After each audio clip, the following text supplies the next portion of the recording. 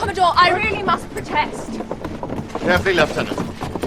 Pirate or not, this man saved my life. One good deed is not enough to redeem a man of a lifetime of wickedness. There's a certain writing technique, a magic trick, that the eminently talented artist Eiichiro Oda consistently employs in his 25-year epic that is One Piece. That technique is the writing of redemption characters. There are many stories from popular media that we remember for their redemption arcs, but as far as I know, there's no writer who has perfected the art of redemption quite like Oda. In the One Piece canon, there are at least 60 characters/groups of people introduced using this technique. This includes 7 of the 10 main characters. So, what exactly is the redemption method, and why does this manga man use it so much? Well, the first question is easy to answer. In the case of redemption, the audience is first given reasons to distance themselves from a character, either because of their flaws and vices, or because they are presented as enemies or threats to our heroes. On their first appearances, a chef ruthlessly beats up his rude customer, and a marine admiral almost kills our protagonists. But then we see another part of them, a nobler or more relatable part, and we join the character's side, or they join our side, because there is something about them that saves their moral character. Our dear chef was once stranded on an island and learned the importance of not wasting food. That's why he's harsh towards people who do it, but always ready to extend a free meal to anyone who's hungry, even his own enemies. The Marine Admiral also turns out to have a nuanced morality. He's been secretly protecting our protagonist all along, even though it goes against his professional duty. As an officer of justice, he is a lenient man. Oda seems to intuitively understand that as human beings, we deeply desire to turn our hates into love, our dislikes into likes. To be sure, he makes characters betray our good impressions too, presenting someone as likable only to make them contemptible later on. But this is much more rare. The majority of the time, Oda prefers to end a character note with a touch of empathy.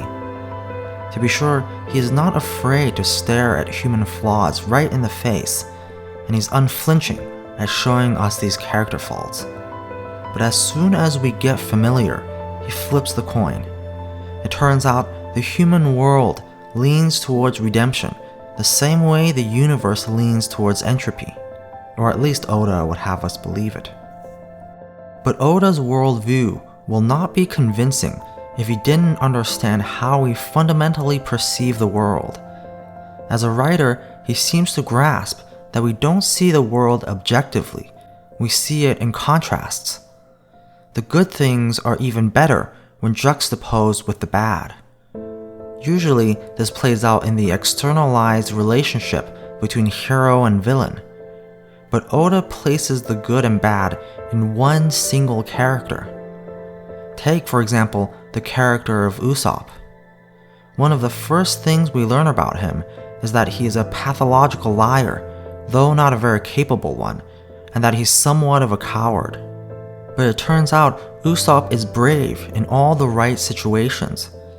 On Drum Island, for example, Usopp admits that he's afraid of climbing up the mountain because it's inhabited by monsters.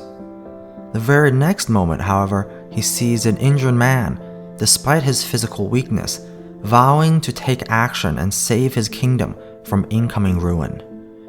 Usopp volunteers to help and to carry him up the dangerous mountain. In these moments, conviction overpowers fear, and Usopp is unyielding in making good his values. Even with established characters, Oda is still providing the flaws first, the strengths second, so that the good in people is especially precious. But what's even more impressive is that Oda can layer redemption upon redemption. Peckham's is a character first introduced as a member of an enemy pirate crew, putting our heroes in danger multiple times.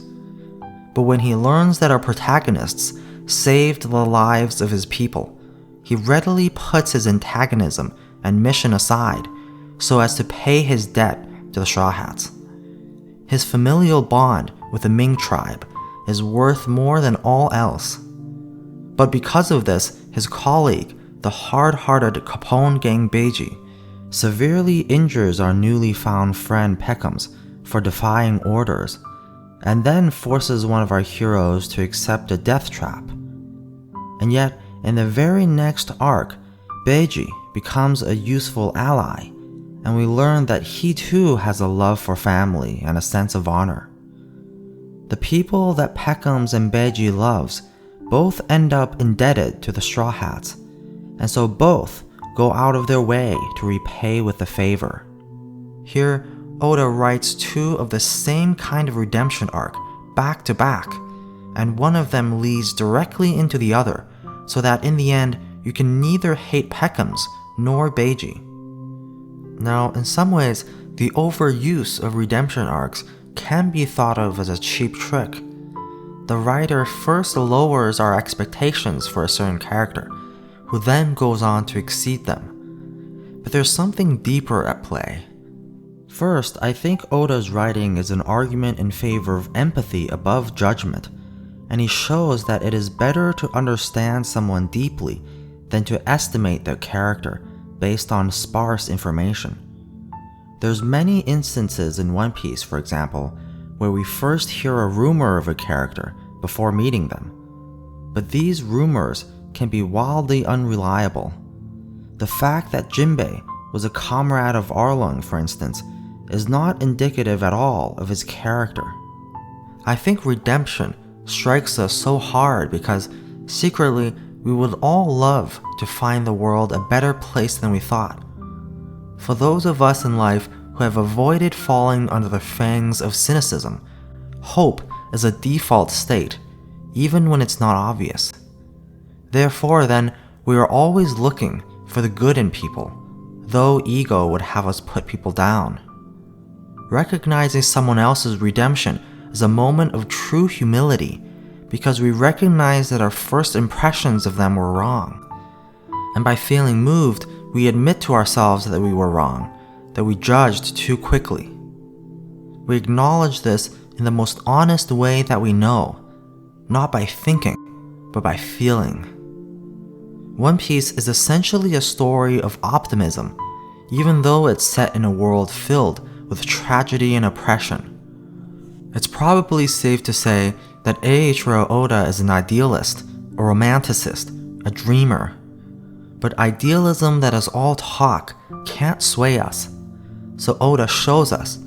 He laces a story so exacting that he uses the same technique over and over again, and yet it feels completely natural, as if redemption was a law of the universe. In the end, you may not agree with Oda's idealistic philosophy. You may not think that optimism is the sensible way to live, but you cannot deny the brilliant way that he argues it.